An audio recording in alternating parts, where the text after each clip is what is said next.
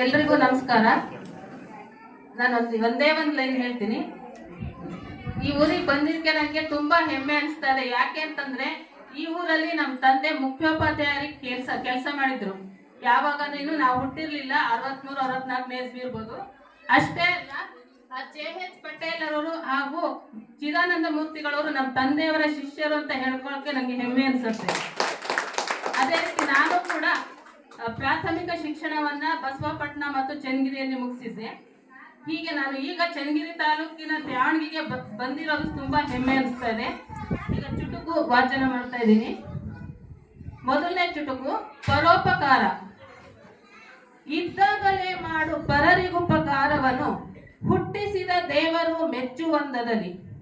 ಇದ್ದಾಗಲೇ ಮಾಡು ಪರರಿಗುಪಕಾರವನ್ನು ಹುಟ್ಟಿಸಿದ ದೇವರು ಮೆಚ್ಚುವಂದದಲ್ಲಿ.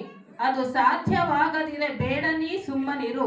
ಅದು ಸಾಧ್ಯವಾಗದಿರೆ ಬೇಡ ನೀ ಸುಮ್ಮನಿರು. ಮನುಜನೇ, ಅಪಕಾರವನ್ನು ಮಾತ್ರ ಎಸಗದಿರು.